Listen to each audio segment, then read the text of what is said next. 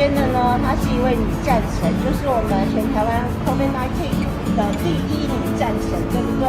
我们欢迎赵主任。谢谢。暂时不敢当啊，因为我们目前收治的是全国最多重症病人。对。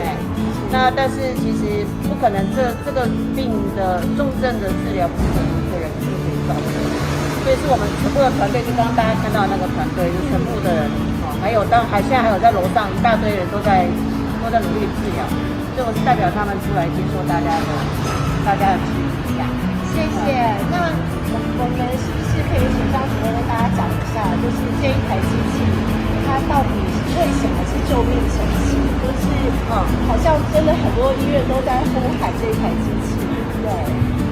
因为我们氧气的支持有很多种，那这一种算是目前就是非侵入性的氧气支持应该讲最高阶也是最高流量的。那它因为它是最近应该是最近10年才出来的机器，然后它支持的氧气流量比我们一般的氧气流量会高很多，所以其实对一般接近要呼吸衰竭然后要插管的病人是非常好用。那只是说我们还是有蛮多病人是没有办法呼吸。没问题。紧急吗？紧急，好不喜欢。我们一般呼吸衰竭的病人可以先由这个非侵入性的进入到侵入性的。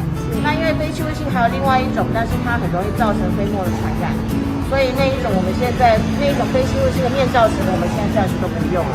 所以我们现在用的是这样的高流量的氧气引管。那它其实戴的也比较舒服，不会说怎么照着脸上会非常难过这样。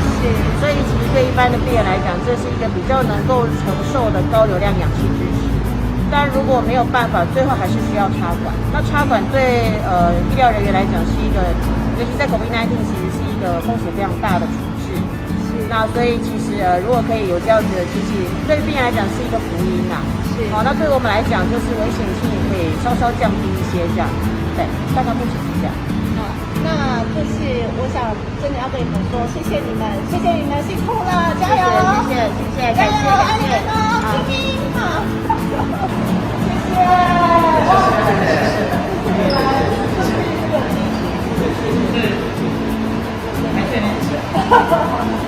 好，做好了，这是及时雨，都是。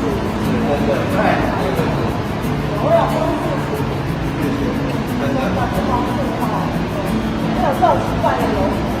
这个我们要跟非常因为我就不是你们体系的人，我不知道你们正规的流程是什么，我就没有按照正规走，不好意思。不会。